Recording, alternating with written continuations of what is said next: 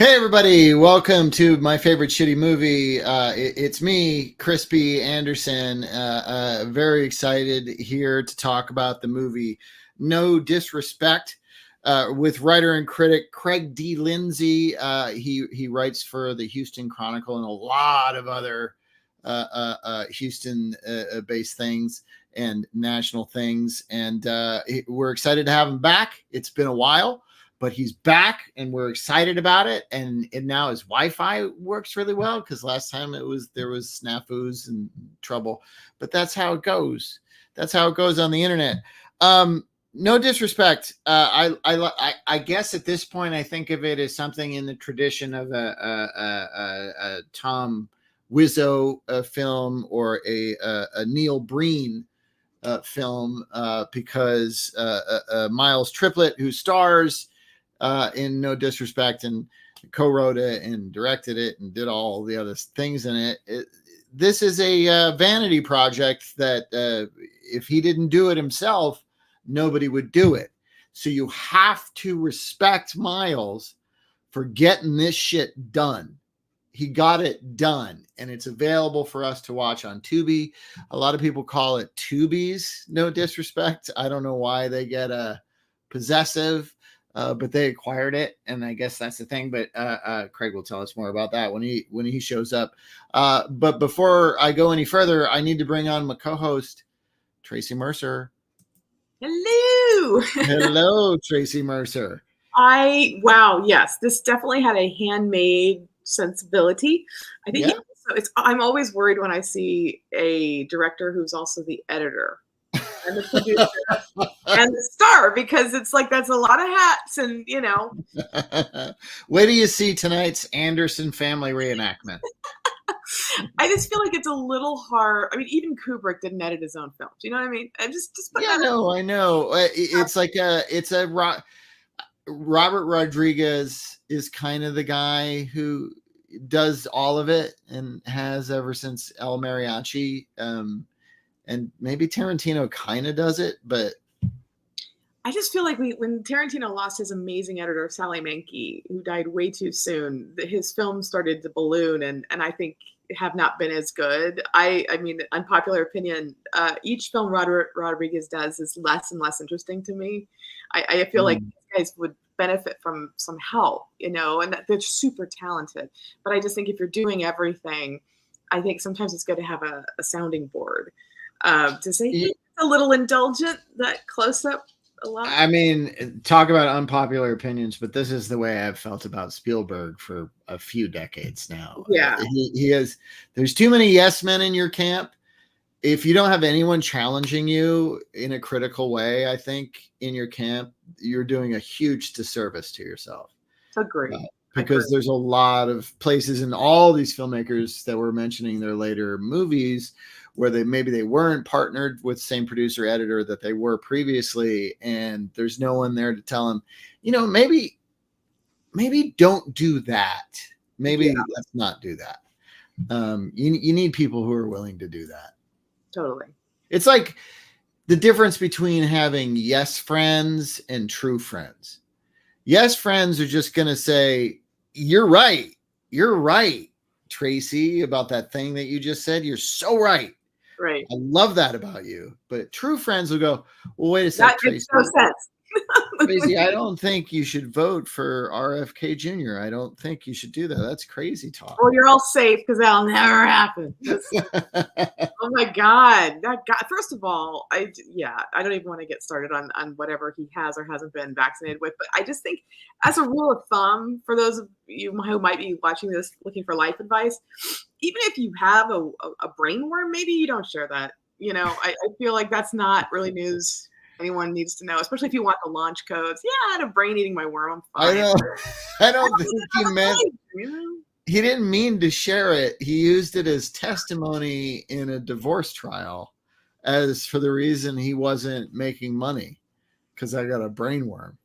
Right. With that last name, I'm sure it's a real challenge. Yeah, it's an interesting move. But yeah, no, I have to say, speaking of interesting things, I kept saying I'm not gonna keep buying certain things, but Mondo owns me. And I love Superman the movie so much. It's like one of my go-to when I'm super depressed. I can put on broadcast news, Working Girl, or Superman the movie. I know it's a weird trio, but it just works for me. But the 78, the original, I just love Mhm. so much. Mondo has put out a super re-release, cleaned up version of John Williams' original soundtrack, which I still have my original vinyl. Dad got me when it opened. But look at this Oh cool wow. art. Wowza. And Wow. so, yeah, it's been wonderfully reissued, and like you can open it up. It's like a real box. It's like, you got like the, Metropolis in there, double LP, but most importantly, it comes with an original comic book. Wow. This is hard, but it's literally called Superman 78, and it's really cool. It's not the plot of the movie. It's the likenesses of Margot Kidder as Lois Lane, and Mark McClure as Jimmy Olsen, and all the people we grew up loving. But it's really a cool collector's edition. So I was like, okay, I'm gonna do it. So I highly recommend it. Go to Mondo. They do limited printings. You buy it this year, you can sell it for twice the price next year, because who knows if we're going to be a democracy next year. So it's good to Oh, stock up and who invest. knows? Yeah, who knows? Yeah. I worked with that Mark McClure once. He's You did? delightful. Oh, Yeah, on a commercial. He is a very kind and giving artist, I would call him. yeah. Um, Jeff, you're gonna love this. It sounds so good. They've cleaned it up. It's just it looks amazing. yeah. So Tracy, no disrespect. Yeah. How'd you feel about No Disrespect? It's I feel like this has been a very hard week for those of us who are politically aware. And there was something funny about watching a title of No Disrespect against the tapestry of maybe a major political party, and it's, I hope, death knell, running a 34-time over convicted felon.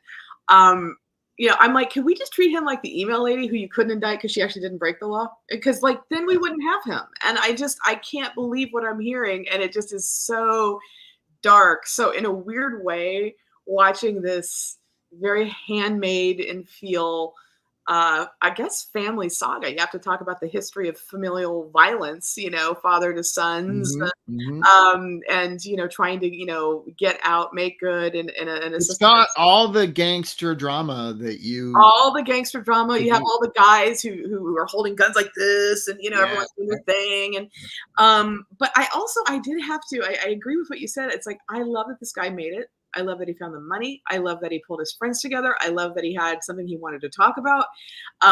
He's got, like, we'll get into like the curving the bullet, which is kind of an iconic scene. We'll talk about, like, the opening scene is like Mr. and Mrs. Smith on a budget, like with the shootout on the rooftop. I mean, the opening scene is so bananas. So great. I was so when the opposing gangster lady walks up and says, "Have you ever been with a woman?" and then just lick her whole face. Yeah, and the look on the other girl's face is like, what? It's just like, it's absurd. And he has no problem shooting into the lights that are lighting his set. He does that a lot, like through doorways and other things. You're like, oh, it's a 4K. That's cool. It's We should bring up our writer and critic and lover of No Disrespect, Craig D. Lindsay, now and get into this, because I want to know how he found this thing. Crazies. Craig, welcome to the program. Uncle Crizzle, what's up? Hey, I was wondering something. Y'all on Threads? Threads? Yeah, I'm on Threads. But the podcast is, because I was just doing the usual, the podcast is not putting it live. No, it goes out on Facebook. Threads doesn't have a thing where you can go. It has to make a deal with StreamYard. It goes out on YouTube and Facebook, because that's all right. Well, I'm just letting people out there know I'm live talking about No Disrespect. So if you want to see that pop off. Okay. It's happening now, so just letting everybody know that I'm on a podcast, because that's a few and far between thing I do regularly. You don't do a lot of podcasts? No, not really. It's people really, a lot of people. I don't know. It's just like I don't get called for it. Every once in a while it happens, and then I stopped doing the whole podcast thing personally when it just like, yeah, there's just too many people out there doing podcasts and they're saying the dumbest shit, and I really don't want to be involved with any of that. Well, so it's just like, you feel appropriately warned. We're going to try to up our game a little bit tonight. no, y'all are cool. Y'all are good. Stand up. We've been called out. No, y'all are good, but it's just like, like anytime I have this thing, like if the person who does the podcast hasn't read at least 5 books, then maybe they shouldn't Well, I also think have a podcast. You don't think And I also Rogan has read books? Has he not read 5 books? Probably, but like books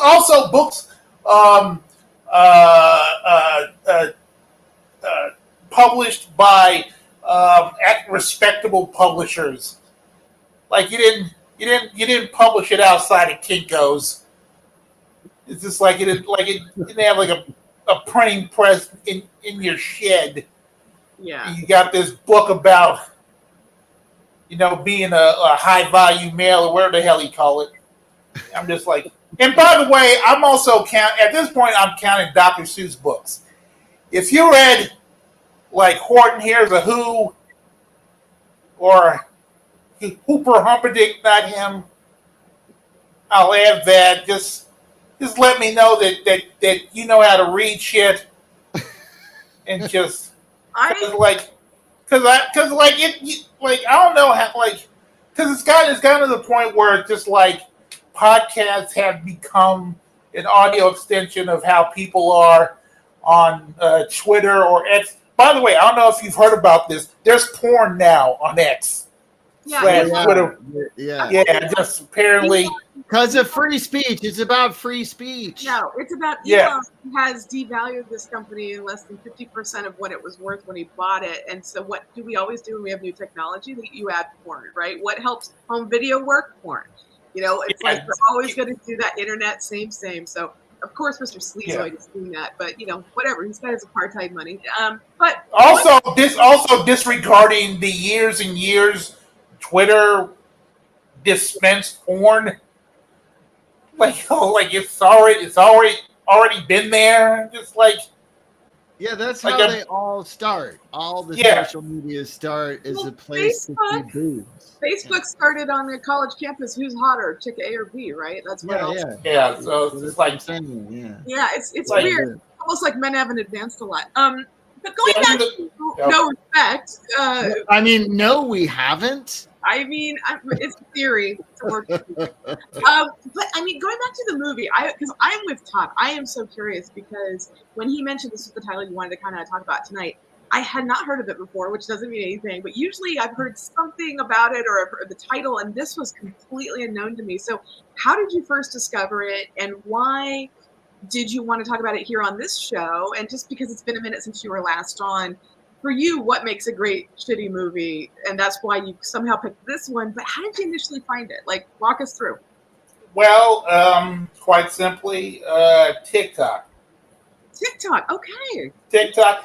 I don't really follow TikTok that much, but usually whatever rolls up on TikTok usually ends up on Instagram, and that's how I basically found scenes from this movie. Some very well-known scenes that I'm pretty sure we'll talk about. Playing, people recorded the scenes off their flat screens and put it on TikTok or Instagram saying like, Tubi be out of pocket, and just like this is, they really. They really be going the extra mile and stuff. And that's the thing. Tubi has become this thing where independent black filmmakers can make a film for some sort of distribution company, and then that film will end up on Tubi. And because the internet be doing its thing, people will like the movie will be out there on Instagram, or because like a lot of these filmmakers are also very are hardcore self promoters and content creators and all like that stuff. Influencers and stuff. Yeah, so it's like they have no qualms, directing people to their movie and also directing people to scenes from the movie, which are insane. And I think that's like earlier this year, or late last year, this movie and the scenes from this movie were out there on the interwebs, on TikTok, on Instagram, on X/Twitter, and people were talking about it. I believe the filmmaker was interviewed on the local news about one clip that went viral, the shootout in the woods. Right. That went viral. So yeah.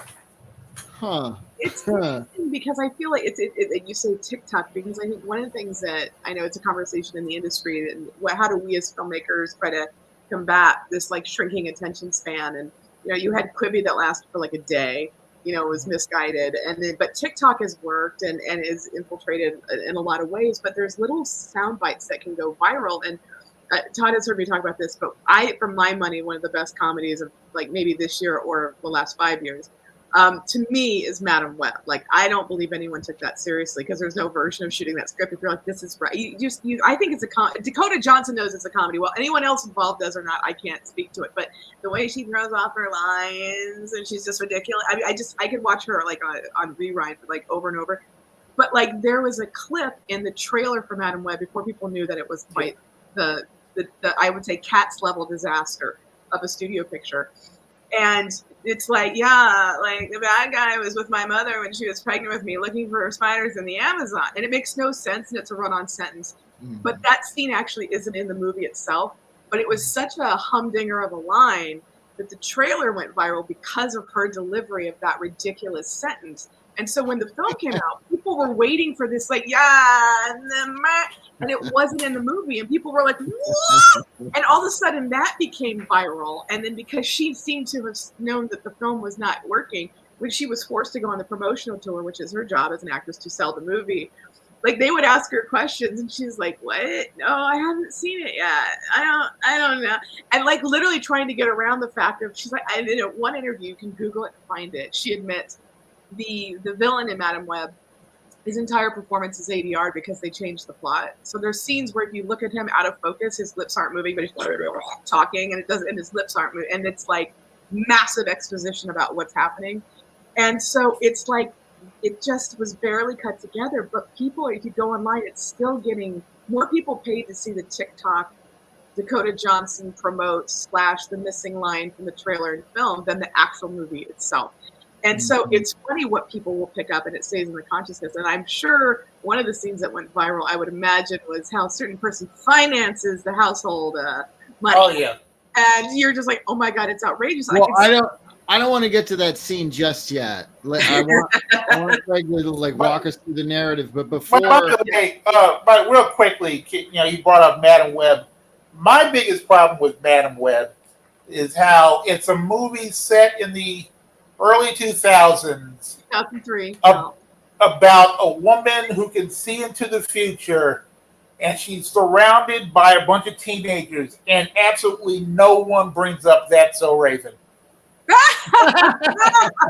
Like you would think somebody. Like that was like, I distinctly remember That's So Raven being a hit in the early 2000s. You think they could afford to put up like a painting of Beyonce's debut album on the side of a building, but any of the writers didn't bring up, hey, there's also a show about a girl who could see into the future. Maybe we should bring that up in the script. But Madam Web feels the need to remind you that she's like, it doesn't work like that. I can't really control it, and it doesn't always happen. So she's a superhero who's not in control of her superpower that sometimes works, sometimes doesn't. And then when she basically has the 3 teenage girls, they wake up in a hotel room, and then Tiffany's "I Think We're Alone Now" cover comes on, which, as we all know, was the 80s and not 2003. And then the film goes to black after the blind lady turns to look out the window. We've established she's blind, but she turns to the window. And then they go to black. They cut to the Cranberries song, like "Dreams," and you're like, I don't. But that's not 2003. Like nothing. It's like when you watch Coyote Ugly, which comes out in 2000, and all of a sudden In Excess and the Devil and the Charlie's Daniel Band is on the soundtrack with EMF. And you're like, that wasn't happening in 2000. Like, so it's this weird soundtrack kind of thing. Madam Web is I think it's a brilliant train wreck. I can't wait to teach it at UCLA in my next class because it's so easy to see what not to do because it's so there and like major highlight, you know. But I think this film actually, I think, is a lot tighter than Madam Web, again, Barlow. But for the kids playing along at home who may not have seen Tubi's No Respect. No respect or no disrespect? No disrespect. Okay. Tell us about the narrative. Like what happens in this movie? Okay, I'm going to give this a shot. Okay. So basically it is a hood movie where the person who wrote, directed, and edited the movie decided, hey, let's make a hood movie, but like so many things in it that don't make a lick of sense, but if you put it all together, it'll be interesting to watch anyways, because it's like story. It's a movie like I believe the first 5 minutes of the movie. By the way, like the first 5 minutes kind of sets the bar in terms of just the tone of the film. It's like this is where we're working right now. This is what you're gonna experience. I mean, Crispy, I want to discuss. You want to, I remember you, DMing me about the opening, and you were kind of floored by it. Yeah, it's bananas. It's like a great 4.5 minutes of movie because it escalates so quickly. And there's this great moment where the opposing, where are they from? The right? Yeah. Like from Africa, of course. Yeah, the African gangsters. Yeah. Like she approaches our, I guess, heroine gangster. She's like the main good gangster, I guess, in the movie. But then she says, have you ever been with a woman? And she licks her chest, up her neck, and her face to test the drugs, I guess. And then she gets shot in the gut. And it... Yeah. And then everyone pulls out their guns, and you do like a Mr. and Mrs. Smith like tracking shot where we surround them back to back with guns, shooting everybody. And then before they start shooting, TJ, the associate of Milk and Lexus, before they start shooting, he looks at the main African and goes, hey, is your dick hard?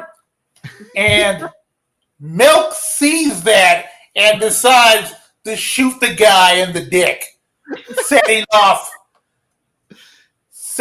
the gunplay. So yeah. So once again, this is where we're working at. Where it's like Scorsese used to always talk about like how much he loves opening credits, like Saul Bass guy, the whole nine, and he's like, the credit should be a promise of what's to come, and he talks about Taxi Driver, and he's like, it's like this cab is like the shark from Jaws, and I'm going through the thing and going through smoke and the subway grates, and there's this kind of and you're like, okay, I get that, and then you watch this and you're like, oh god, if we're starting off by shooting this guy, I'm just the other thing I love about this scene, Tracy, is the constant cutaways while the two women are having their interaction before she gets shot.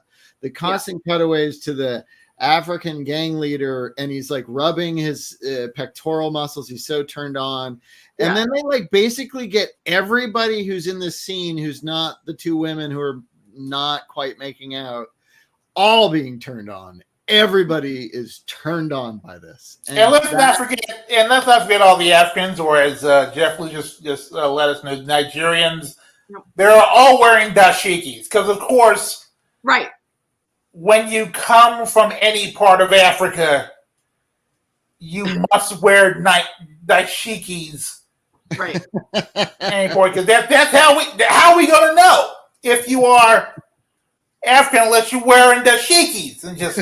But they look like not even real dashikis. They look like t-shirts. You know how the tuxedo t-shirts are printed out to look like yeah.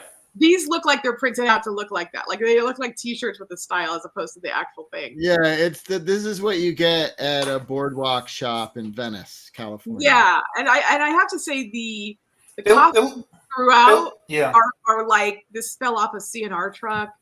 I'm not sure there's a moment like later in the film, not giving anything away, where I'm like, this is not a real police officer hat that's fitted to your actor, nor is that it's like but again, this is the DIY. We didn't have a lot of money, and this is what we got to put together. And again, I like that indie spirit, because a lot went to the Halloween store and got that. Exactly.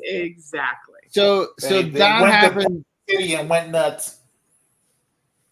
Go ahead.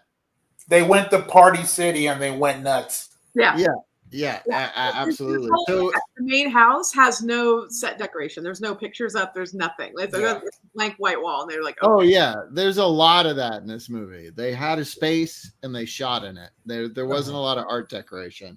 Yeah. So after we have this opening shootout, and then the credits happen, and then what happens? Well, then we get into the story proper. Like they almost, they have this Mean Streets type of introduction where we get introduced to these three brothers, Milk, Milk. The hell is that dude's name? The brother, the prostitute brother. The prostitute brother, and Zay, who went to college to be an engineer, but he wants to be a mathematician. Right. But he's also really hungry. He's very hungry. Oh yeah, just the scene where they at the dinner table and Milk is arguing about their father Bull coming home after 15 years, and like they're having this serious conversation, and they is eating chicken and the minute he talks, Milk says, "Shut up, eat your biscuit," and so there's that. Well, it's interesting because they really try to set up very quickly the idea that you've got the son, this guy, right, who's replaced his dad, who's been in the big house for 15 years, who's now been released. So you're going to have a turf war between son and the father who wants to reclaim the streets that he once ran, right? Then you've got the other brother who's ostensibly married, but a drug addict, lost his legit job, and has basically been whoring around for 3 months because apparently he's great in bed and all these women just can't wait to sleep with him. And then you've got the younger brother who actually is like I have a way out. I'm an academic. I don't want to live like my family. He's got this, you think, adoring sweet mom, but then you realize very quickly that mama's in on the whole shebang. Right. And so then there's the comeuppance where mom has to say to these three, your dad is being released. And what is that going to mean to the family's life? And then we're kind of off into the narrative land of like, okay, what are these three brothers going to do as a reaction to dad coming home? What is dad prepared to do with his family? And the prostitute son, Tony, played by, according to IMDb, Phoenix Washington. I didn't know that was a name. He's Washington. Yeah, he apparently he well, I guess we can get into it. Yeah, he plays a man who has a wife and 2 kids, 2 kids who we never see again, actually, and who apparently has a dick that needs to be bought by women, which is crazy. The women will pay this man for his dick. They won't pay for a bed, right, to have sex with the man, but they will pay the man for the dick and apparently he's rolling in dough. Yeah, because like he lost his job, whatever that is. Right. He's fucking tons of women represented by one woman who is willing to be topless for the sex scenes. Two women. Yeah. Two women, yeah. Oh, right. There's two. Right. I forgot. Yes. Yeah. There's one you see multiple times, and then there's the second one. Right. Yeah, it's very culturally diverse. We have a black gal and an Asian gal, and they're just all over this guy with every series. Proper prostitution. You're not going to be racist. I love seeing the male prostitute. It's a very rare thing. I'm not convinced that women, to Craig's point, do that in the way it's portrayed here, but perhaps that's a thing in Georgia. So Dad's coming home. And, you know, what sucks is that you've got the young kid, right, who has prospects academically, thinks he maybe has like a vision for a future that gets him off of the family business, you know, straight and narrow. And he actually has a really sweet girlfriend, you know, who he's a little embarrassed to say, I don't know that I want you to meet my dad. He's coming home. Here's the terrible story. We find out, you know, Dad's been roughing up Mom, right? By the way, the girl, Brittany, how are you pronouncing it? Brittany, yes. Played by a girl I used to watch on those Fine Brothers React videos. No way. Yeah, she used to be on. He used to do those Fine Brothers React videos, be like teens react to some shit. So he also represents, like, she's going off to college. He wants to go off to college to pursue their dreams. But she's like, he's the brother in Boys in the Hood who gets shot at the end. Yeah, he's the guy. It's not like that's what they were setting up. Yeah, the guy who's got the most promise is going to get killed. But immediately, we know Dad's bad news bears because he comes and immediately starts to threaten, right? Mm-hmm. The wife of the prostitute son, because she's allowed some things to happen. You know, she's ostensibly a realtor, but you know, dips into drug money and stuff on the side as well. Well, you have to. I mean, it's a gig economy, Tracy. This was made in 2023. We are a gig economy. You do what you have to get by. Yeah, just being a realtor is not enough. It's not. So that's happening.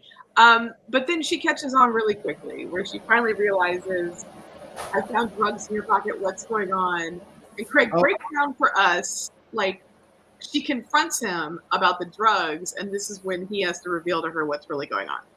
But before can we just say, you know, I've never done cocaine. I don't know. Me either. Done.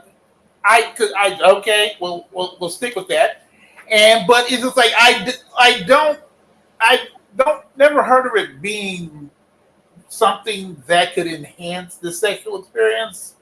I heard it's the opposite as far as so it's like, why is this dude like? There are so many stimulants. I mean, I'm kind of shocked this podcast isn't sponsored by Blue Chew, since it's like they sponsor so many other podcasts. I don't know why they're not sponsoring us. I mean, we'll have to look into that. It's So anyway, but she does. She finds the cocaine from the dude, and then of course goes into the very viral video, the off scene on the internet scene of him explaining to her that he's been fucking hella bitches.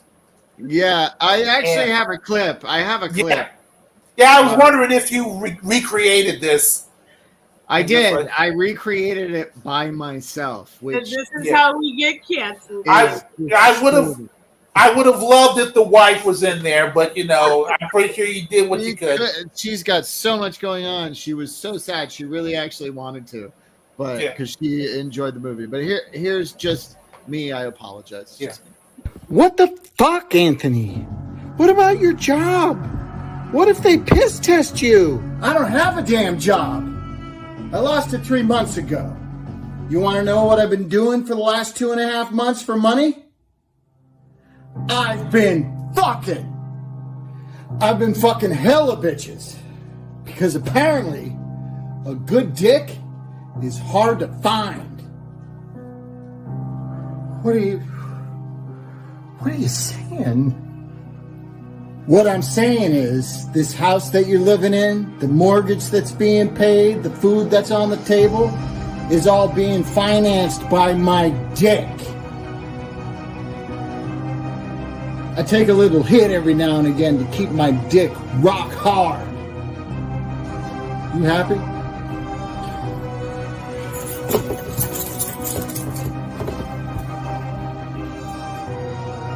I'll pick up the kids from school. We'll talk when I get home.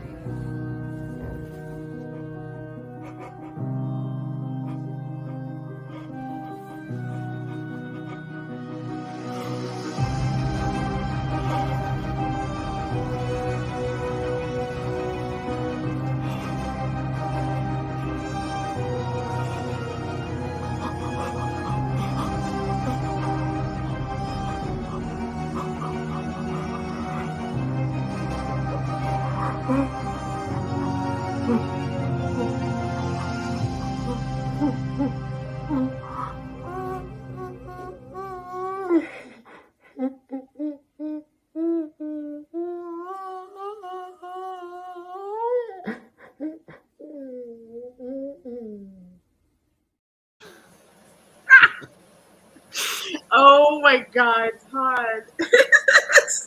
That was very fun to do. It was Oh my very God. fun to say. Yes, The use of the wig going into frame, like, Yeah. Well, let me just start out by saying you have a lovely home, and also makes me wonder: has that home been in fact financed by your dick? Like, if since No, unfortunately, no, you apparently you don't have to whore yourself out for that. I guess not. I mean, I wish I could. I would if I could. I would finance my house with my dick. I'm sure there's a lot of women out there who want to fuck a dude who looks like Nora Emmerich. But but hey, we can. But you doing well, do you, man? It's got everything going on. and welcome to a very special episode of my favorite shitty movie. So that was basically spot on. Gus Van Sant Psycho has nothing on that. But like, it's crazy because what I love about this movie and what I appreciate about is the gonzo nature, not just the DIY of it all, but the gonzo nature of like, we're just gonna go for this. So you go right from this huge revelation where you're like, oh my God, so you're empathizing with this girl. She's already been threatened by her dad. You already get a sense that there's this, sense of danger in the air. The American saga of violence is back. And then we're introduced to this guy. Who's this guy? It's Crispy. And Crystal, I don't know. It's whatever he is. He's the kingpin or whatever. Like every movie involving drugs, there's like this higher up who's like almost a mythical figure.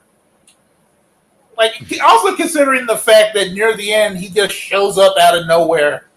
Yes. And just like He's like very Gandalf in Lord of the Rings. He just shows up. he's just a dude. But can we just discuss the character of Bull? Who's supposed to be, who's the villain, and how, the more you watch this movie, you just realize just like how this dude got to where he is, because everything he does in this movie makes no sense. Just nothing. Like, how does he have this control over people?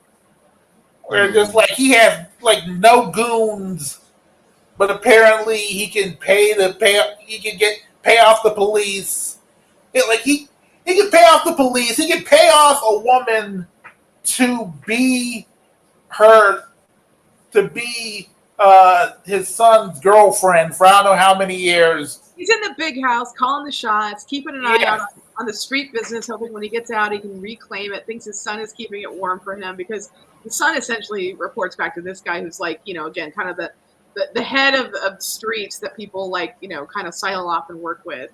And so, you have all this conflation of dad's come home, son is like, I can't deal with this. I'm in control now. I'm not going to let dad come back. Dad is abusing their mother. All three sons are rightly like mortified and don't want anything to do with them. And then you start to get to like the classic scene. I definitely want to spend some time on because I think this scene is really, again, on a shoestring budget. They're in a park. You've got, rival, I guess drug dealers, everybody, right, on both sides. Yeah, everybody's a drug dealer in this way. Yeah, which, again, I feel like all the actors in this scene, too, are in different movies. No. Yes, and everybody's in a different movie. Different skill levels in the same film, I think, also as actors. But you've got these like great scenes where they're like hiding behind trees, but they like digitally paint like gun flashes and like bullet hits on the tree stumps. And then you have this sequence, right, where you see this guy who's going to quote unquote curve the bullet, where without even looking, he kind of like just randomly fires the gun behind him where this guy is, right? And then you see, like, this is probably the whole budget is this bullet shot, going towards the tree. And then you have to believe that that little bullet goes all the way through this thick tree and hits this gal in the head. So much for respect. Who has, by the way, I want a Respect My Titties t-shirt. I want that. Yeah. Because like everybody, like every girl, like half the women in this cast wears that shirt at one point. Yeah. Yeah. Says Respect My Titties. Why? It's, budget savings. Somebody paid Mild Triplet big money to like, listen, I'll give you some money, but this Respect My Titties t-shirt has to or Miles be importantly in this film.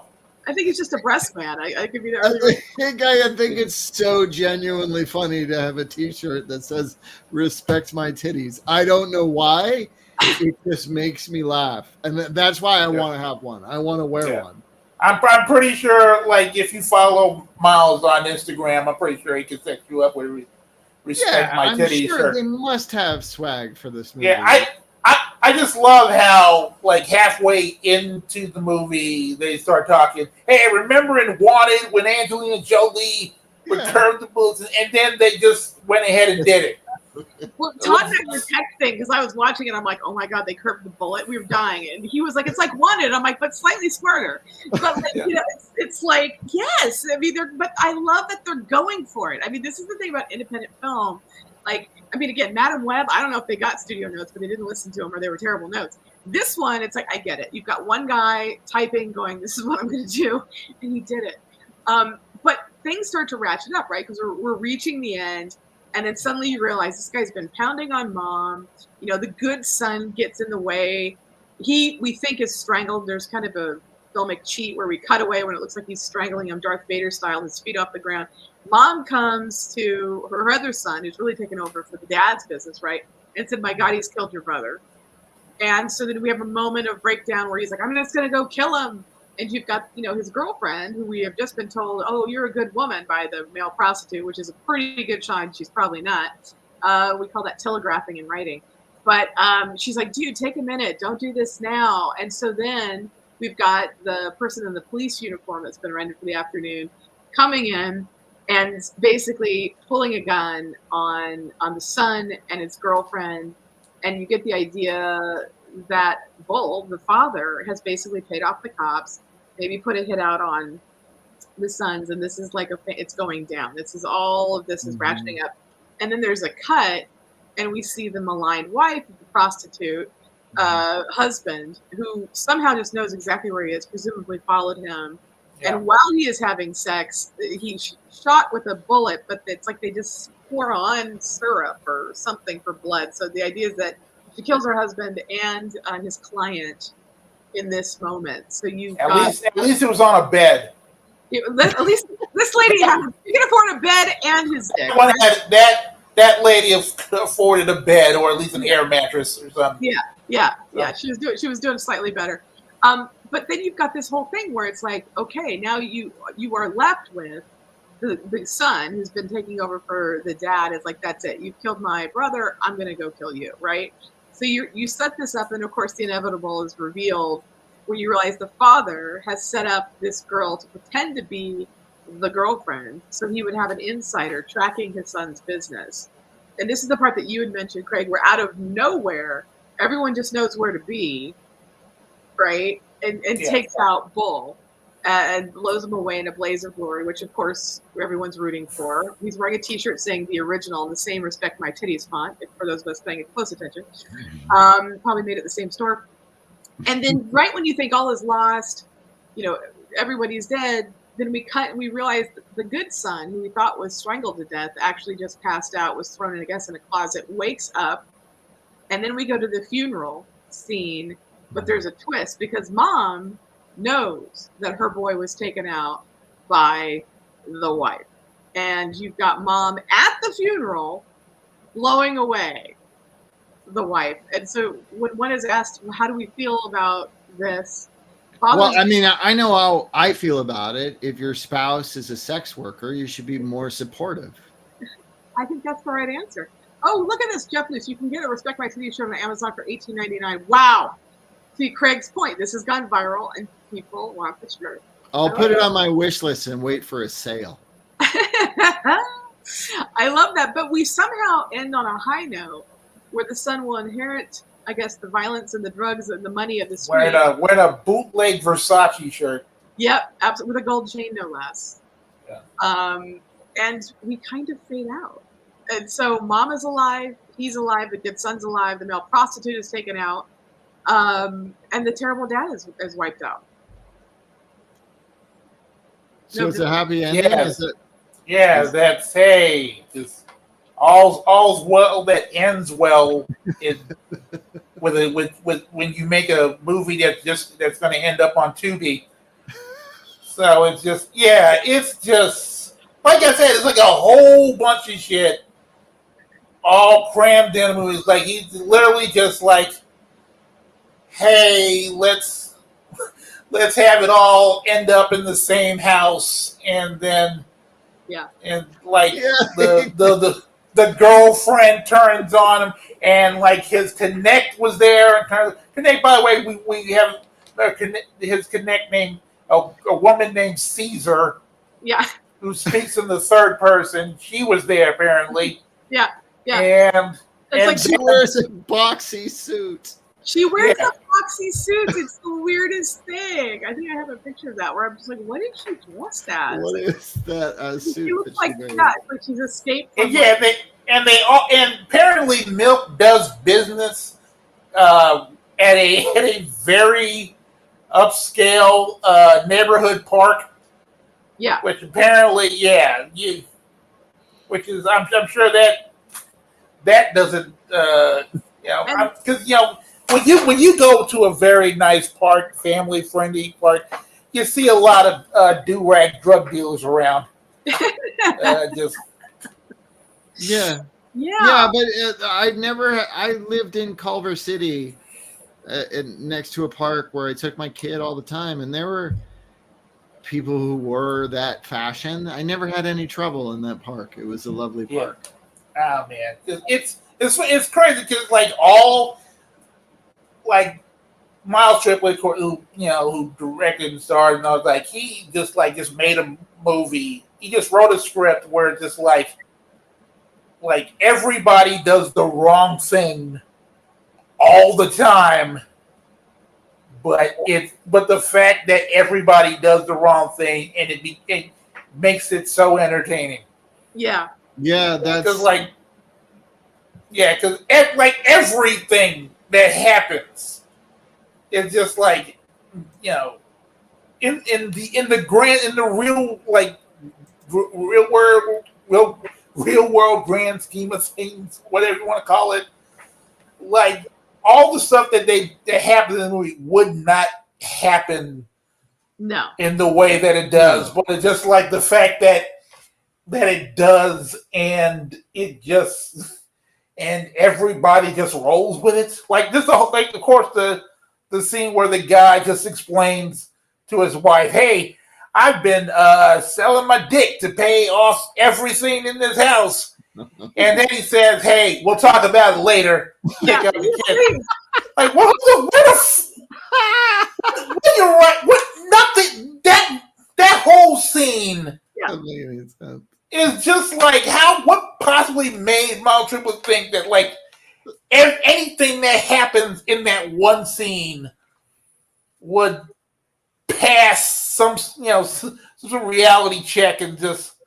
Well, there's also a scene where the kids are. It seems like it's a pretty small town because we see the same two streets in one location, but like. Yeah.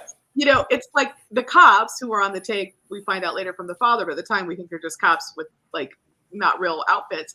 Like they run down, they tackle them, they're hitting, they have plenty of time to shoot and kill, the assailant. They don't. They let them run away. They've clearly identified them. These guys are carrying backpacks of drugs. So like where they live, who they are. They have been targeted. They have every opportunity to nothing ever becomes of that. And then the cop shows up and then they just plain out shoot her. Nothing becomes of that. Like there's no like payoff to any of these actual crimes.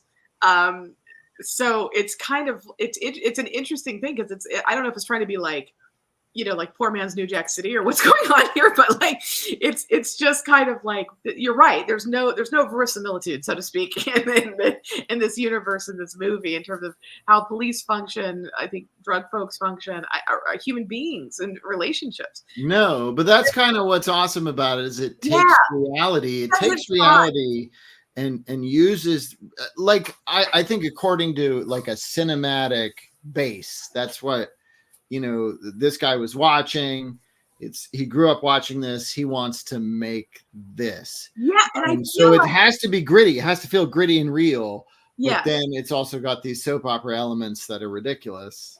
Right. But I feel like, it's somebody who clearly loves movies, grew up watching movies, has now made himself a filmmaker, which I love. It's like when I was in film school, the joke used to be, Scorsese was this like, kid who suffered from terrible asthma, couldn't really play with the other kids. He was a little guy anyway. And so he peeked out the windows in Hell's Kitchen and he watched the mean streets. And then he made films about what he saw out that window.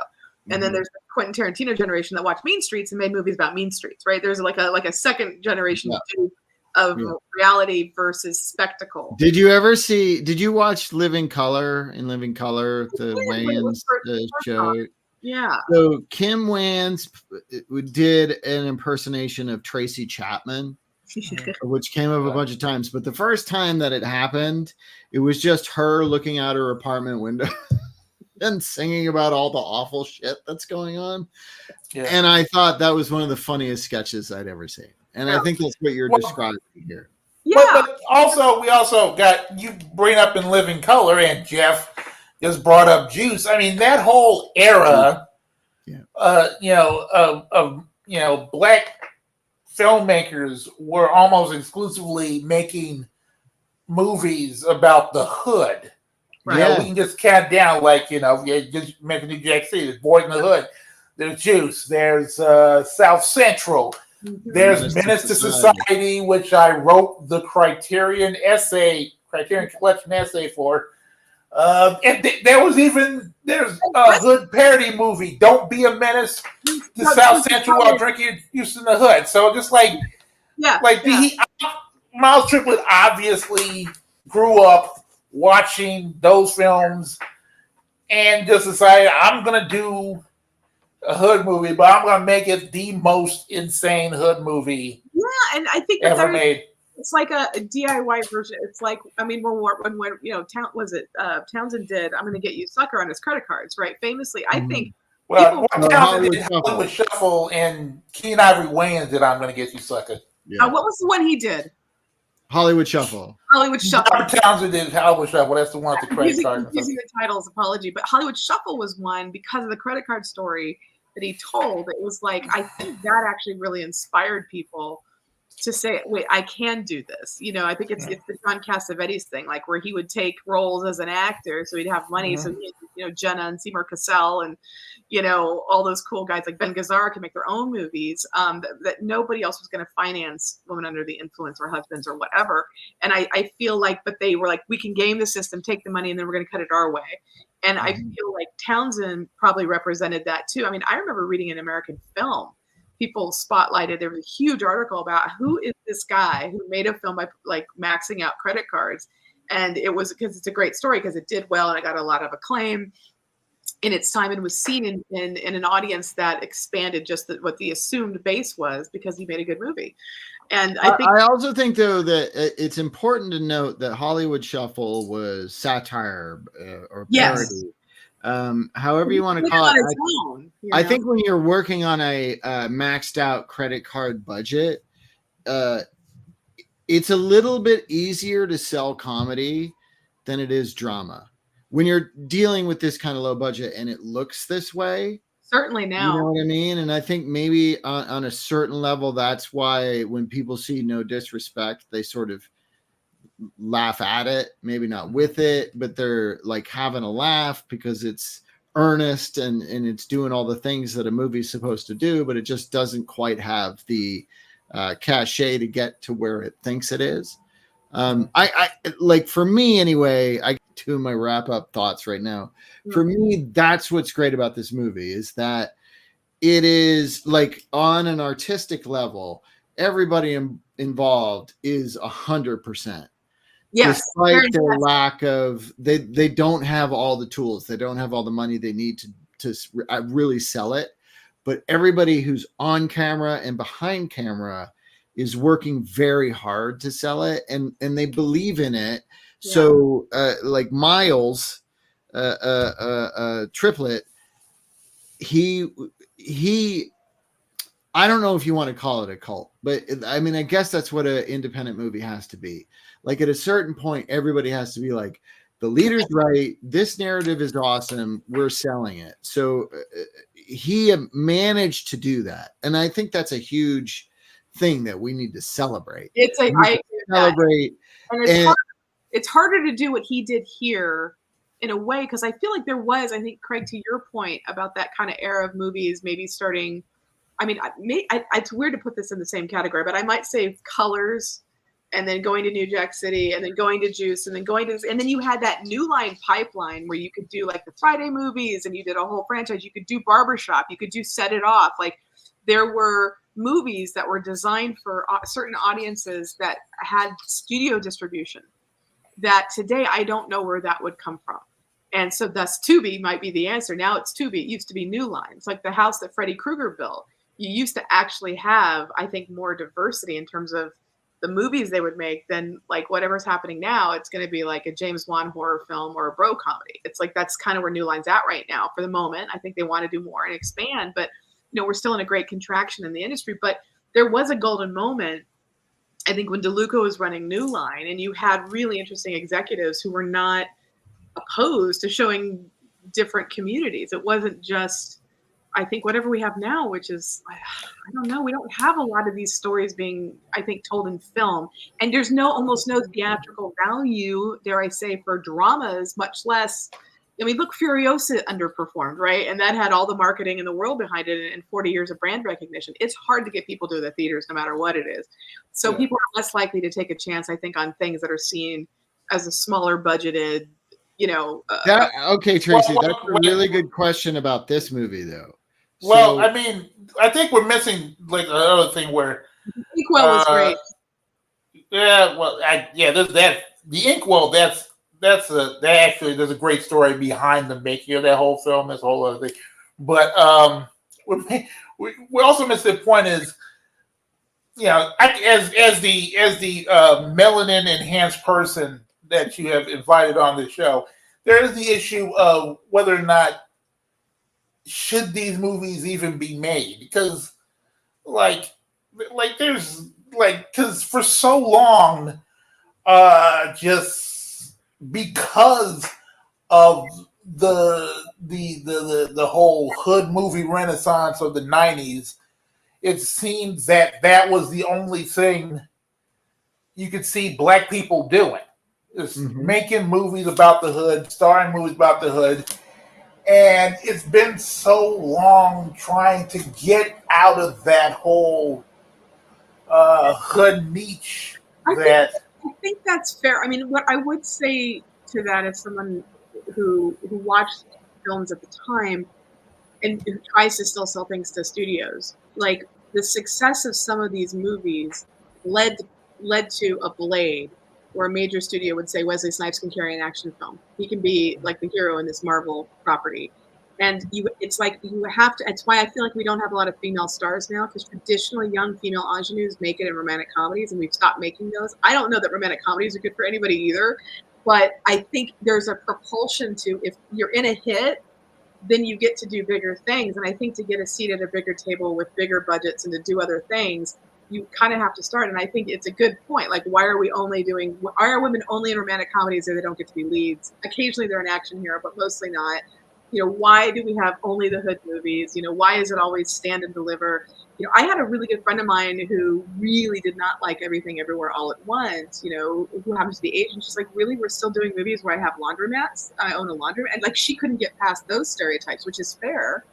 I think that movie, I would argue, works on many levels. But I think the reason it maybe worked for a larger audience is because it just seemed batshit crazy and original in a time where we were like missing movies at all because of the lockup. But her point is well taken. That movie, written by two white guys, travels in a lot of cultural cliches or stereotypes or whatnot, even as it blows up genres and does mix and matches. And so I thought her criticism of the film was interesting and definitely worth listening to. I'm not going to cancel a Michelle Yeoh performance, but I understand why she was perhaps put off and angry by the film, whereas, you know, I think a lot of other people watching just said it's fun, but it's a serious conversation to have in terms of context and are we really doing this? I think it was Octavia Butler who had said, so we're still winning Oscars for playing maids, like us black gals, really? From Hattie McDaniel and, you know, and Jonathan Wynn forward. That's a real conversation. Well, I mean, we should say, like, one of the directors of Everything Everywhere All at Once, the two guys named Daniel, but one of the Daniels is Asian. That's right. You're right. Yeah, so it's just like, it's not like you just go, what? I mean, the thing, yeah, you gotta like know just like what you're being mad at, if like say, just to make sure, because it's just like anybody can just, and that's always a thing I try to make sure. Just like I constantly, every time I write, there are times where I've written reviews where the editor will come back to me and say, hey, I like this review of yours, it's really nuanced. And he says, and every time I hear that, I'm just like, ain't we supposed to do that shit? Ain't we supposed to like view things with nuance and everything? Like, we can't just have this whole direct idea of a thing, and that's just it. There's so many other things to determine that. Do you feel like because I'm sure you get comments and things on your reviews, like I feel it's almost impossible for anyone to say anything without being like offending somebody for something. Like, people almost want to be angry at everything. Like I actually read a piece online that I was amused by, but the criticism was that Jim Cameron is this terrible fascist who hates women. I thought it was so interesting because he's written really great roles, I think, for women. And the criticism, white male reviewer, fine, was he just makes them mommies, either surrogate or real life. And I'm like, well, a lot of women are mothers. I don't know if that's an insult. I think there's a life force. I think there's that. So Ripley's the surrogate mother to Newt was the criticism, and the reason that, you know, Mary Elizabeth Winstead was such a bitch, and in the abyss is she didn't have a kid, and he went into this like a Terminator, and she's just fine. And I'm like, it was this. You just want to be angry. You can be angry at Jim Cameron for a lot of things, starting with like Avatar and shit, and the dialogue in Titanic if you want. But I think to say, well, it's not cool because he makes them surrogate mommies, so really he's not a feminist. I'm like, this is so complicated. I can't even really follow your logic. I think it's nonsense. But if you want to be angry about it, I mean, you can be angry about it. Like, I personally loved it when Ben Shapiro was so upset about Barbie that he paid to see it twice, and he bought a bunch of Barbie dolls and set them on fire. And I'm like, Mattel wants to thank you for your dollars and your outrage. You know, But like, it just seems like that's not a great protest to buy like 10 Barbie dolls and set them on fire for the TikTok audience of incels that follow you. But yet that's a thing, and people are like, "Yeah, take on Barbie," and I'm like, I just feel like, can we just not be angry? But I think if we don't ever represent things, Barbie seemed unique because it made that much money and it had female leads, and I think it was a Trojan horse for some feminist theory. But I feel like that's a really rare exception to the larger rule. And I think you're making a very good point about like, how can we go beyond? Like I remember having work for Morgan. I remember he told me this story about when he was cast as president in Deep Impact, which was only like 97, I think, when that came out. So yeah, like they filmed it in like 96, 97, around then. Yeah. And Paramount was like, the note Mimi Leader, the director, got was, wait a second, we said we wanted this to be grounded, we wanted this to seem like it could really happen. This isn't science fiction. And it was completely a comment about Morgan's race. And Mimi's point was, well, if the world's ending, I want to have someone like Morgan Freeman tell me it's going to be okay, because I'm going to blow up most of the world in my movie, and there's going to be 20 people left with him as president, and that's literally the ending. But like that was even a conversation. She had to fight for Morgan Freeman. Fight for Morgan to be cast as the president in that, and cut to, because this is a fun story to button it up. Morgan had been following Obama since he started off as like a junior who just got elected guy, because there's obviously something pretty special. And so he went to one of the early fundraisers before anyone cared who Obama was. And Obama came right up to Morgan and goes, "Hey, man, I really like Deep Impact. It's given me some thoughts." And they literally, that was their exchange. I saw it and I liked it. And then, whatever, it was like 10 years later, he was president. But I think, again, you have to portray it. You have to see it. You have to open up the table. Mm-hmm. But we have way more miles to go. I teach a MFA producer class. And we had a kind of an assigned script, and I said, I want you to do a list of 20 directors that you would try to attach if this were your project and you're going out to the market. And it was very female-centric storyline, and literally people under 20, like my generation could probably name more female directors, but kids in their 20s can mostly only, Greta Gerwig is like the only female director they could come up with spontaneously without looking at them.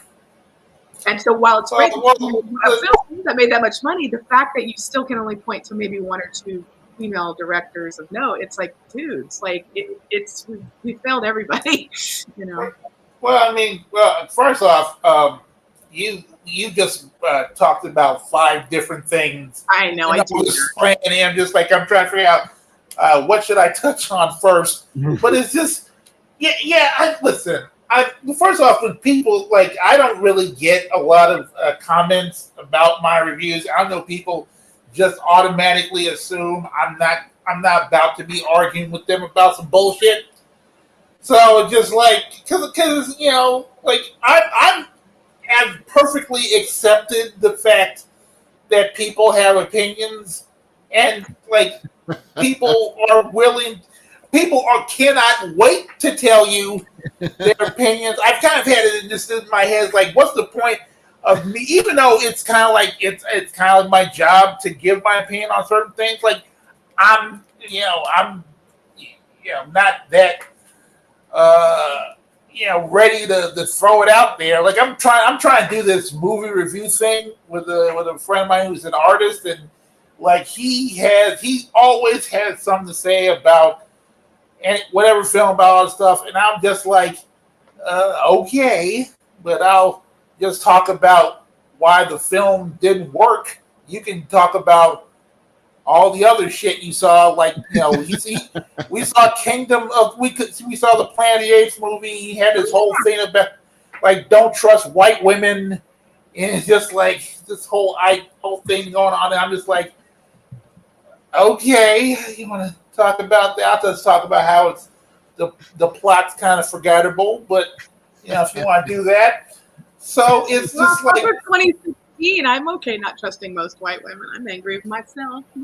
Don't want to just once again, a whole other subject for a whole other podcast. We should get to our end segments shortly. Yes. But I just kind of wanted to wrap up this discussion about no disrespect in this way. I would like both of you guys, and ladies, guys and ladies, to tell me, like, pitch me why I need to watch No Disrespect. tell me why I should watch it. Craig, why should I watch this movie?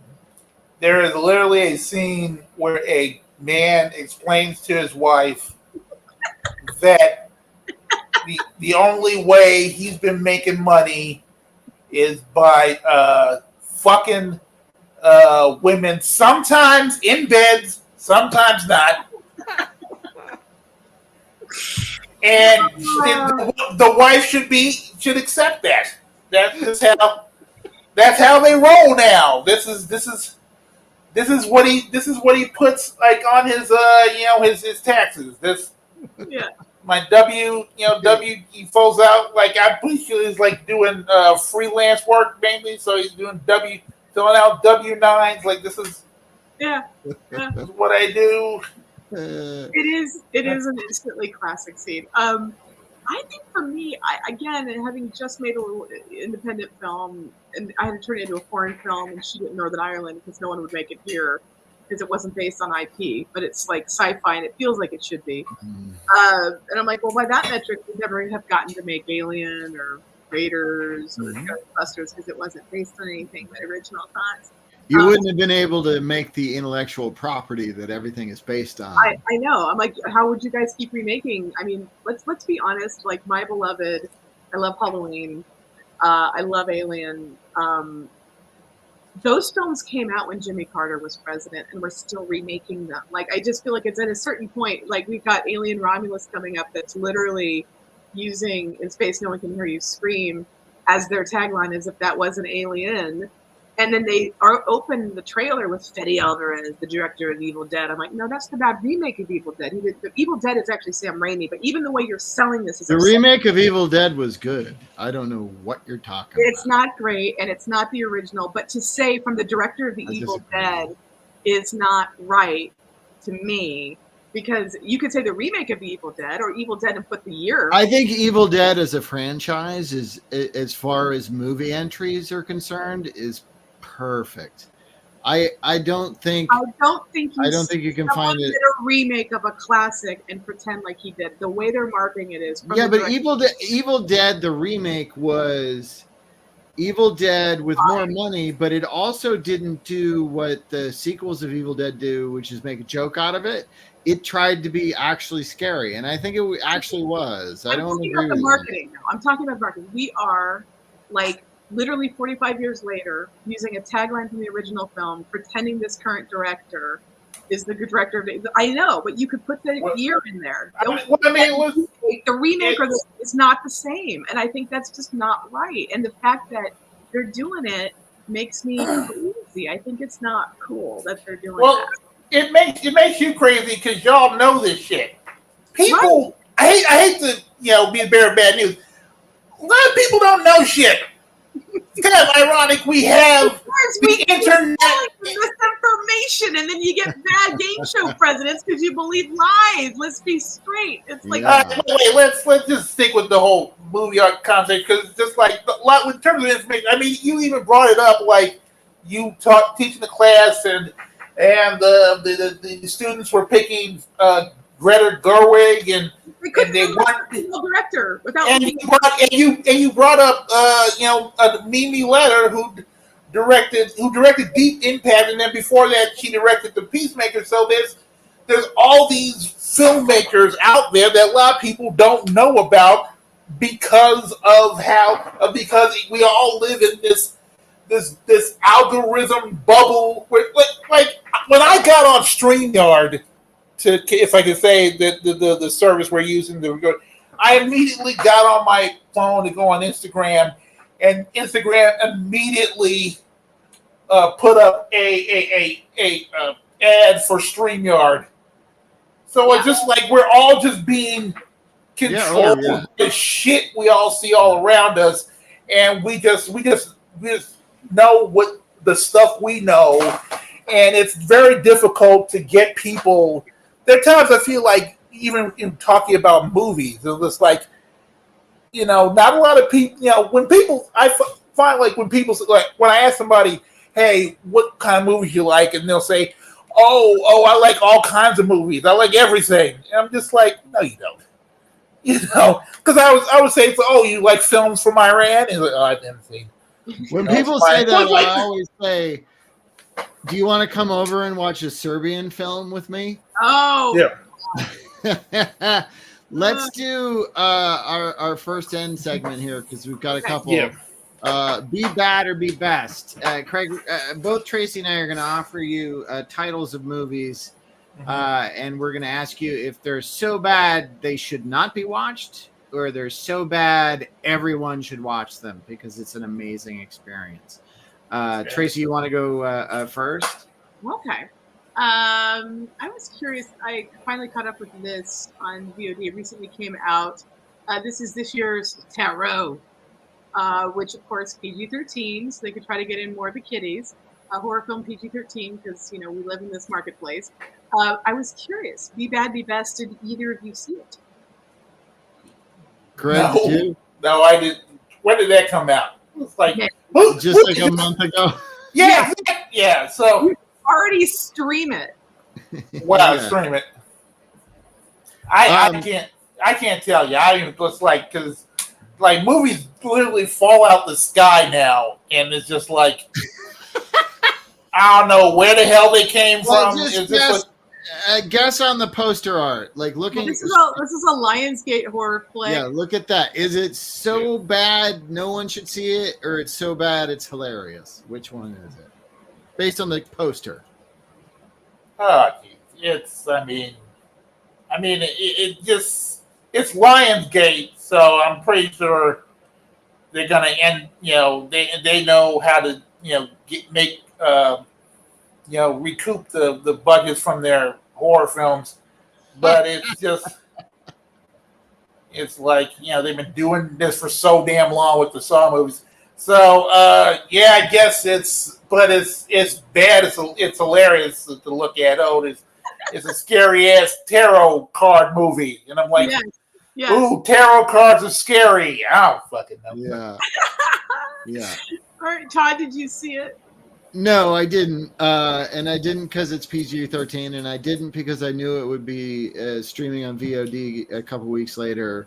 Yeah. Even though we'll get to a movie that I saw recently that I knew would be on Shudder 2 weeks later. But PG-13 horror movies have to be very special for me to get out and see them. They really have to grab me. Tarot just looked like garbage, and the trailer was stupid and not interesting. So. It's weird because again, trying to sell. It was based on a best-selling novel, gimmick of tarot. From the brain set that brought you Ouija. Now it's tarot. It's like, it's limited people in a limited house. Things happen. There's a high priestess. What I will say it's be best, even though it's PG-13, for me because the creature work is really good. I mean, she's a high priestess, but they do good work.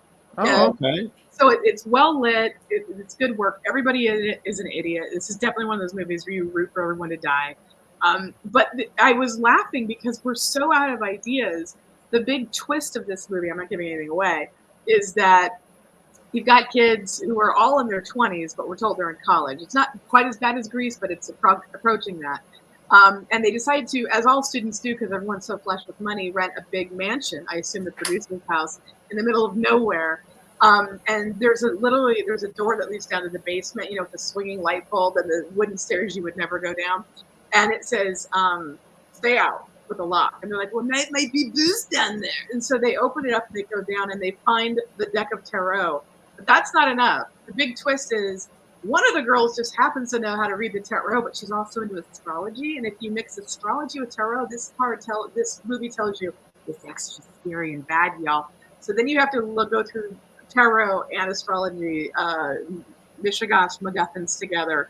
It was so funny. I kind of went with it, but the creature work was good, so I wanted to highlight it. All right. I'll look at it eventually when it's free to me. Here's my Be Bad or Be Best title. The aforementioned Don't Be a Menace to South Central while drinking your juice in the hood. When I first moved to LA, one of the jobs that I got was working phones for the National Research Group, which was a group that just cold called people and took polls about their interest in movies. And this movie was coming out at that time. So I said that title so many times over the phone to people. No way. Are you interested in seeing Don't Be a Menace to South Central while drinking your juice in the hood? And at first it was funny, and then later it was torture. But then it became the first movie I saw in Los Angeles in the theater. Craig, where are you on this movie? I gotta ask, where did you see it? Where did you see it? Oh my God, I don't remember. I saw it somewhere in Hollywood. It wasn't at Magic Johnson Theater. Oh, that would have been And good. no, it wasn't. Was that's downtown, right? No, it wasn't. Yeah, It was like yeah. It was like an art house in Hollywood that I don't think exists I anymore. saw it in the theater, and I believe it was what we used to call the Galaxy 5, and it was right down the street from. It was across from the Hotel Roosevelt, that shopping center that's there off like Orange. Oh, right. I bet that's where I saw it. I saw it because I saw it in the theater, and I thought it was really funny. That So makes sense. for me, it'd be best, but I remember seeing it at that theater in Hollywood. And where are you, Craig? Is it a B best or a B bad? Well, it's one of those. The thing about hood movies is that, like, even when they're bad, they're held in such high regard in the African American community. And Don't Be Menace is one of those films. It is. I think in the latter camp where it's so bad, it's hilarious. I mean, there are some great scenes. I mean, there's great, like with any Wayans Brothers production, there are some great hilarious scenes, and they're just like 5-10 minutes of just not well put together. There's so many hits and misses, and this was kind of like the beginning of their era of working with Miramax and Dimension, because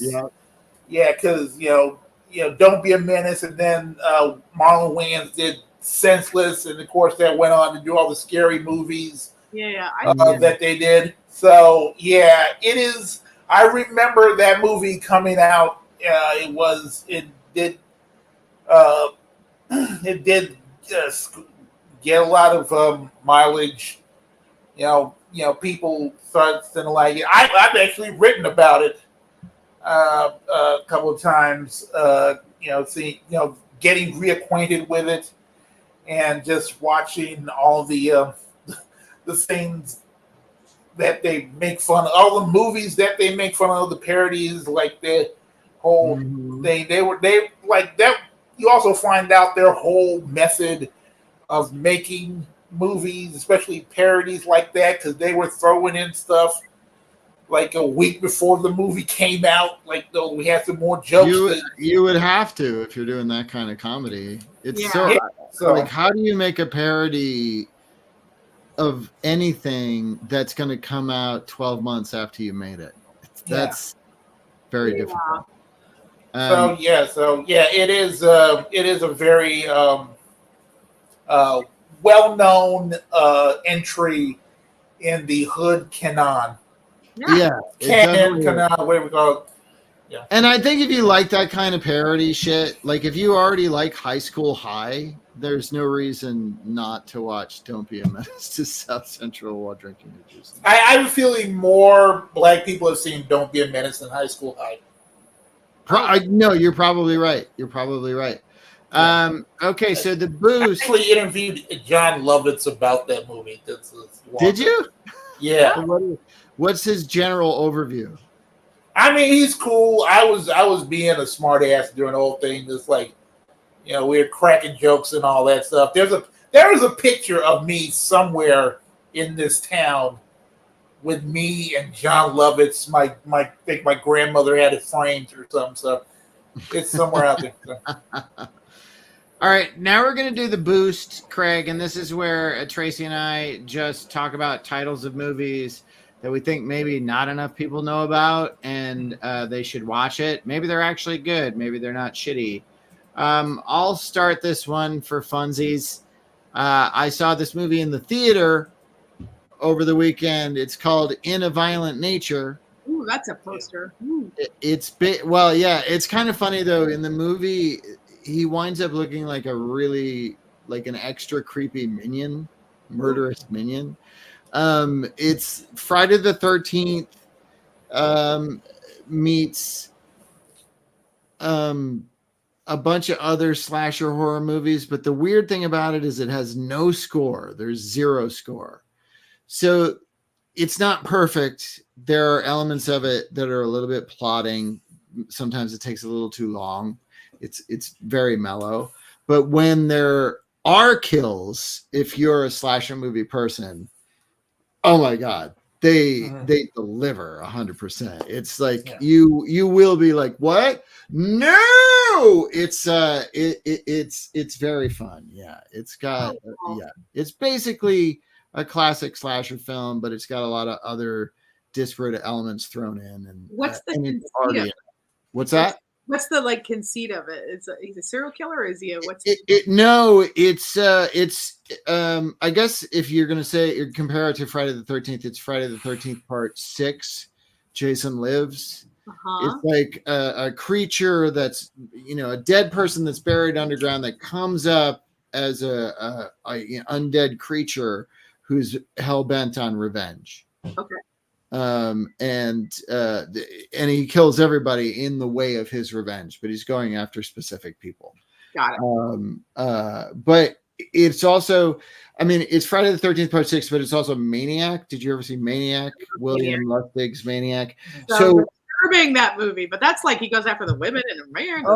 No, it doesn't have necessarily that level of grossness to it, but when I say Maniac, it's you're hanging out with the killer who rises from the grave for most of the movie. Okay. And then there's a couple of moments where it like shifts and like perspective shift, and that bothered Hillary. She was like, I don't get it, where we were hanging out with the killer and now we're over here. And I was like, well, but at least they kind of let you know, like the sound, where there's no scoring, but there is sound design. And every time the killer's around, all the woodland creature noises disappear. Ooh, that's good. I like that concept. That's actually such an effective thing that we used to do really well. Like the silences, just like, again, because everything goes back to Alien for me. But once she's on the Narcissus shuttle, and she puts the cat away, and she's doing the striptease or whatever. Like everything is super quiet and it's just natural sounds until that hand comes down into frame, because he's like, into the kind of the metal of the ship, and you're just like, but A Quiet Place reminds me of what we're talking about. I really like the Quiet Place movies, but here's the thing: the first time I saw a Quiet Place, I saw it in a multiplex.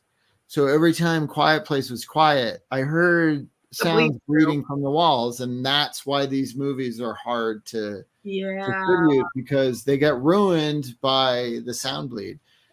Craig, have you seen this movie or heard about it? I've heard about it. Yeah, another one that's come out recently that just out of nowhere. So I'm just like, it's always interesting just seeing how it's somebody who knows how to access knowledge about films coming up. Because I was telling my friend that Inside Out 2 is coming out next week, and I didn't even know that till I was going to see this movie, and I was like, holy shit, there's another Inside Out. There's a Crow remake. There's all this. If you go to the movies, you see posters. Like now at this time, I go to the movies and I see posters, and I'm like, holy shit, how did I not hear that this thing is happening? Well, like I was mentioning earlier, just like we're all in our bubbles, and just like stuff that's geared to us. Like we do not access information the same way we used to. Like people don't go out, people don't watch TV in the same way anymore. Yeah, that's true. But all I'm saying about the Crow remake is all the algorithms should have been pointed at me. because I don't understand how I didn't hear about, like, the way I search things online, and I probably mentioned the movie The Crow online before. Yeah. How did they not pinpoint me as somebody to let know? I had to see it on a wall. That's what I'm saying. I don't get it. I don't get it. Yeah, no, I think also part of the larger thing is I think younger generations, again, gross stereotype, but perhaps true based on data, they can wait, a couple of weeks to see something, and we've collapsed the theatrical window to such a point that if you wait 2 or 3 weeks, you're going to be able to watch it at home. Well, and they don't tell you like it used to be when like VHS was the thing. There was a 6-month window, and they had a very specific date after the theatrical release. That's right. The earliest possible date would be 6 months later. That's but right. now, if a movie like The Fall Guy doesn't do that well, boom, it's on VOD. 17 days later. They need to recoup their advertising expenditures. Yeah, they cannibalize the box office. No, I feel it's the same thing, but I think to get people out anymore, it has to be water cooler or spectacle or something where they're in the know. And we have I agree. And from the sound of it, the remake of The Crow. I mean, there's also the possibility that this movie is not going to do that well. Just the studio already have it in their heads that the movie might not do well, so they're gonna just drop it, and just drop it, for a couple of weeks, and then, as you say, go, put it on VOD or streaming and everything. And so, studios are really trying, or don't have as much confidence in their product, especially when it's, they're just doing IP over and over again. Well, I think that's part of it, and I think Bill Skarsgård's playing The Crow. And it's like, again, the first one is a cult classic, sadly, because of the tragedy with Brandon Lee's death, probably. But also this one, I mean, it's funny because I don't know why they're remaking it. But my algorithm, there's a shot that Bill Skarsgård did where he's like shirtless and he's completely ripped, and it was like they're marketing him. But his last film came out, it was A Boy Kills World, right? It didn't open.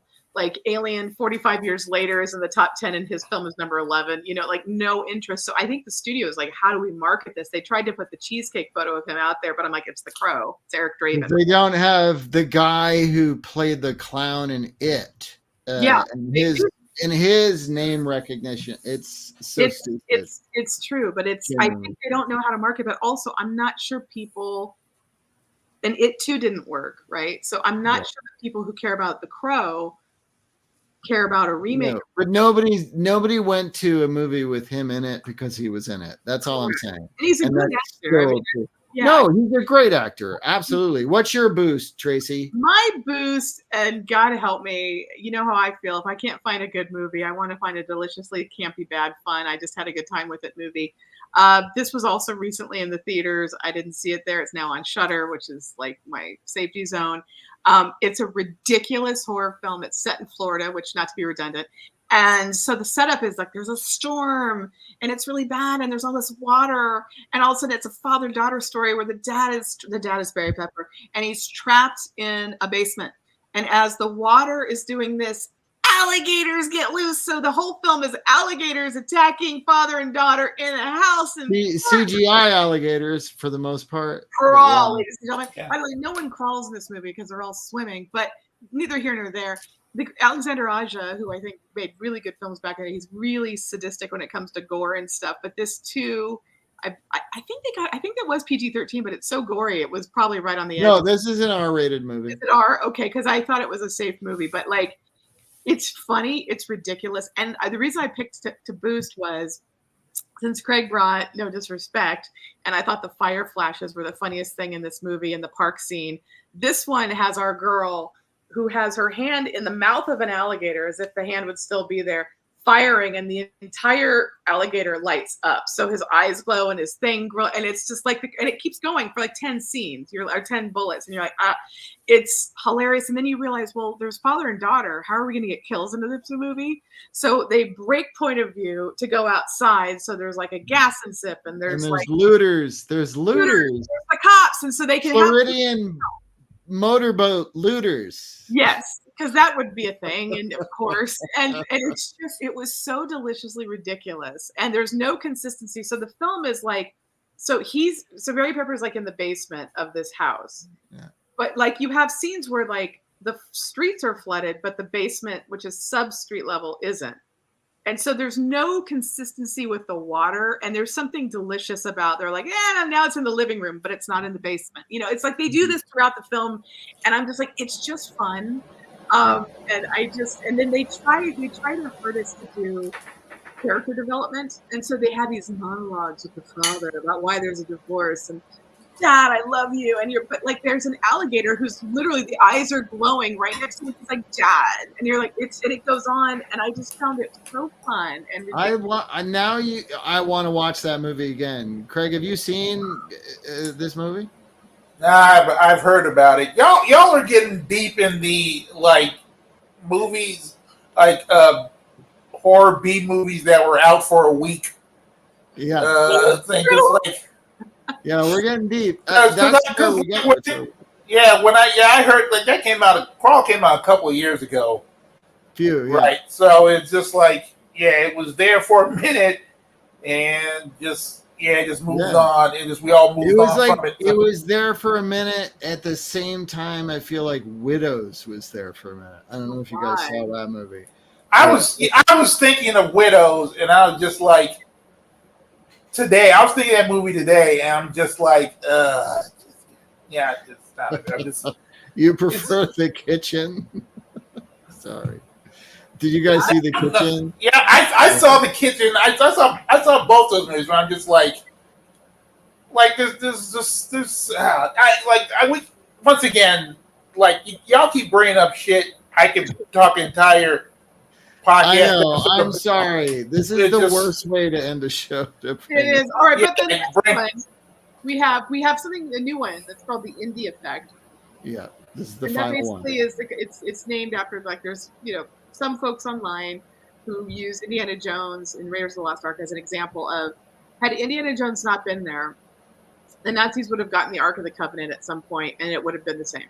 And that he doesn't really effectuate things. Things happen around him. But that the same plot was Nazis would have gotten it, they would have opened it, and their faces would have been. Yeah. So it's unnecessary characters. Unnecessary character, or a character that doesn't really drive the plot, that are the lead characters. It just the plot happens around. If they were excised from the film, nothing would change. Or if they were replaced by other characters, because they don't actually drive anything. Like, you can put anything in Indy's place, and you'd be like, yeah, same thing. The Nazis found it in the thing. Do you want to go first, or do you want me to? I'll go first. So this is full disclosure. I think it's a brilliant film. It's one of my favorites. I think it's so good it violates all the rules and gets away with it, as only like really talented people can. For me, this is 1995's David Fincher classic Seven. This is ostensibly a detective movie where the detectives don't detect jack shit. In fact, they never catch up with John Doe. John Doe has to turn himself in so his plot can continue, and the cops never catch on to it. That being said, I absolutely love it. I think more films should end with Gwenna's head in a box. So that's a personal editorial. But like, I just think this film works because it violates the rules, but it's so artful. But when you look at it and you break it down, it is a detective film where they don't detect. They never catch up. And they try to detect, but they don't. But they fail. But I also love the brilliance of this film, where it's like, Morgan drinks wine, Brad Pitt drinks beer. Morgan's reading the Inferno, Brad Pitt has the Cliff Notes. It's like he's Detective Somerset. He's old, he's retiring, maybe not. But it's like everything's a little on the nose, but it's so brilliantly directed, and the characters are so crisp. And I do think that scene with Morgan and Paltrow in the diner, that's like the only ounce of humanity in that film that allows for the rest of the show. And you think you see these things, but you don't, because it's so brilliantly directed that what you're told is happening to the victims is, way more upsetting. I just think it's so clever, and it's such a cool concept. But fundamentally, from a structural standpoint, these are detectives who never. I just think it gets away with it, and I think it's a brilliant movie. Like Raiders is a brilliant movie, so I thought I'll put that up this week for the Indie Effect. That's a good one, Craig. What do you think about that? Okay. I love both of y'all. Keep bringing up these segments, and just, here's our idea. Here's the thing. Craig, you just sit back and I'm just an audience member in this whole thing. It's Yeah, like, that's how it works. I mean, it is our Theory. It's a technically our theory. show. You fight the theory. What I is mean, it's. I mean, listen. I mean, that's the whole point. I mean, that's what makes Seven such an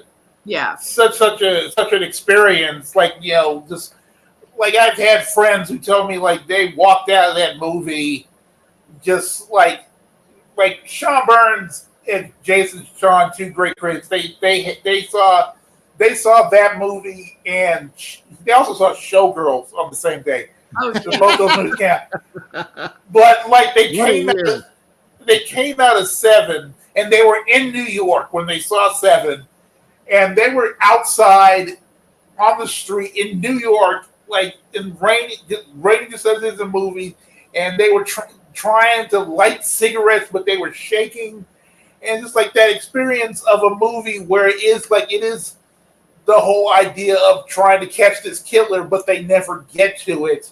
yeah. And it's just that idea that just that evil can be Yes. can triumph, and it's such this soul sucking type of experience where it's just like, Jesus Christ, what the hell did we just witness? And So nihilistic. no way to take it to that level. So Yeah, no, but it's just so artful and beautiful. I remember, I think the same year this came out, Darius Kenji, who was the DP on Seven, also did Bertolucci's Stealing Heaven, the Liv Tyler kind of sexy. you mean Stealing Beauty, the one that Stealing Beauty, yeah. And it was like to be a DP on maybe the darkest film of the decade, but then a Bertolucci kind of sex part like romp, and you're like, in the same year, I'm like, that is also a DP of like the First Order and absolutely gorgeous craftsmanship. I think Seven is so. It's a weird thing to say because I think it's ultimately an ugly movie about evil, but it's beautiful. I mean, it is so beautifully done. But I'm fascinated by the structure of the script. It's so tight. It's like It's very rainy. It's constantly very raining. rainy, but it's like seven deadly sins. It takes place over a week, 7 days. We have to drop off the box at 7 o'clock. Like there's all kinds of stuff that's like throughout, and I just think it's so great. But I'm like, ultimately, these are the world's first detectives, y'all. Just saying. Yeah, you're right, but that's why it's also one of the least plot hole filled movies by Fincher, is because his main characters are behind. And he had an ending that he backdoored into, as opposed to I have a great film and I had no way to end it. it's a lot easier to cover stuff up if you have idiots as your main characters, as opposed to smart people. I'll wrap our show up before we ask Craig where people should go to read Craig. I'm going with this. It really doesn't require a lot of conversation. I'm going with Jared Leto Joker in the first Suicide Squad movie because it absolutely is a character you can remove from the narrative and nothing will change. Also, during the narrative, when Jared Leto shows up as the Joker, it's really fucking annoying. Yeah. So, Jared Leto's not a thing that I get, but I mean, I don't know if you guys love the Jared Leto. No. I don't get it. I'm not going to his island and listen to him sing for his call. I'm not doing it.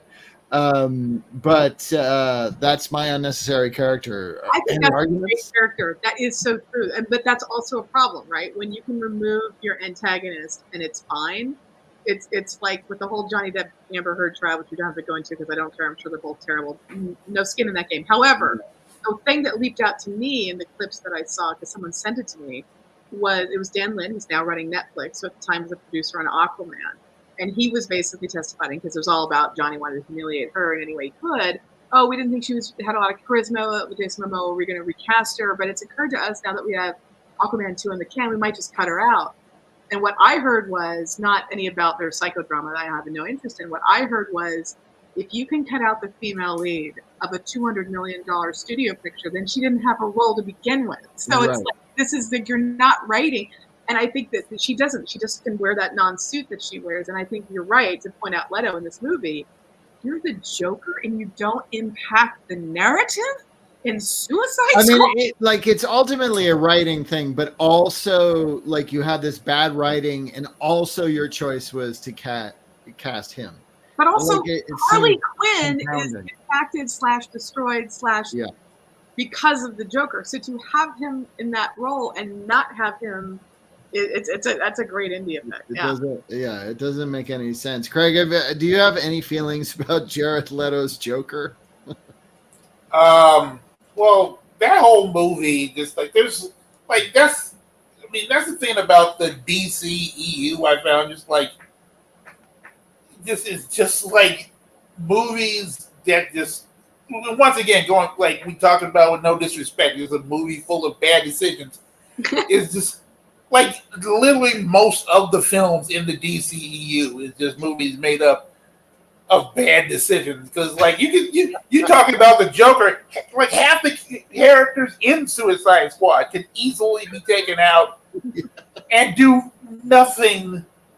That's true. And it wouldn't affect the film one bit. The film just could have been Will You can Smith. remove the entire Will Suicide Smith and Margot Robbie. That could have been the whole damn movie. But no, we have got all these other like characters and shit, and then you got the Viola Davis. She's hooked up to shit 1 minute, and then she's Totally wasted. and so it's just like it was like the biggest waste of time for me. I mean, Ben Affleck shows up again as Batman. He's having a good time, obviously, and it's just so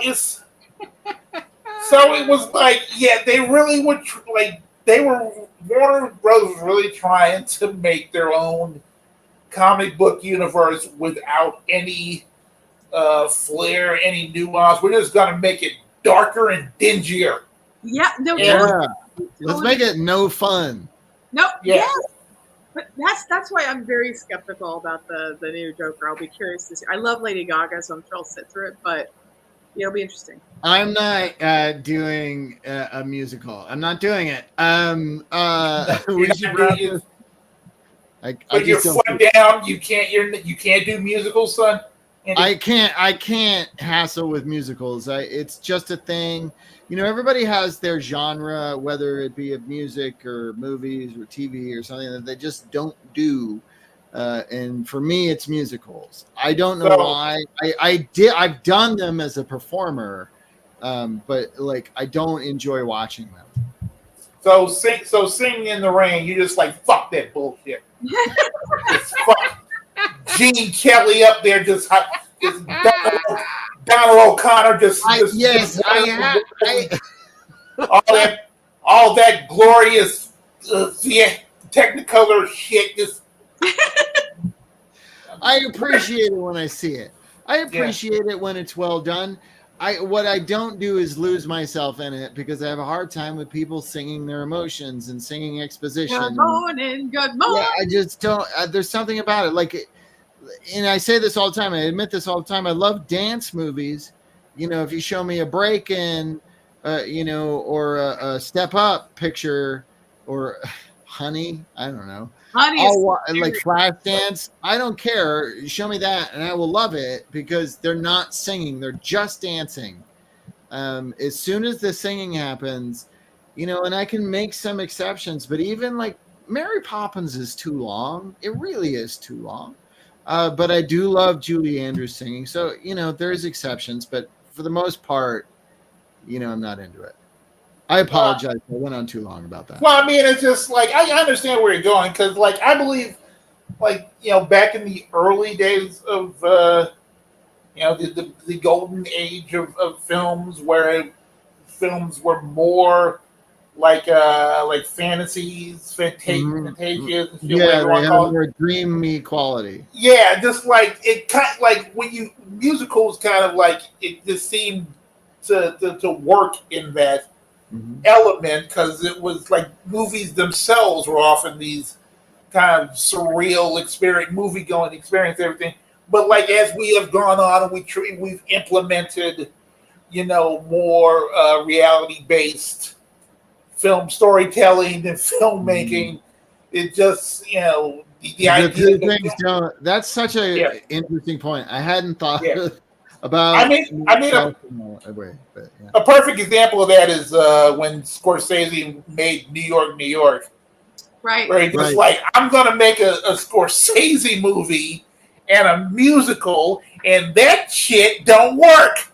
Yeah. Like, It has to be Berkeley this time. You're like, well, yeah, I'm gonna make Robert De Niro act like a complete asshole during the whole thing of Liza Minnelli, and then Liza Minnelli gonna do singing and dancing and everything, and it's just gonna be a huge mess. Pretty much. Yeah, Craig, where can people go to read your stuff? Obviously, you make very good points and you know what's up, so people should read you. I know the Houston Chronicle is one place. Do you want to give any other places for people to go? There's so many places. I have a link tree.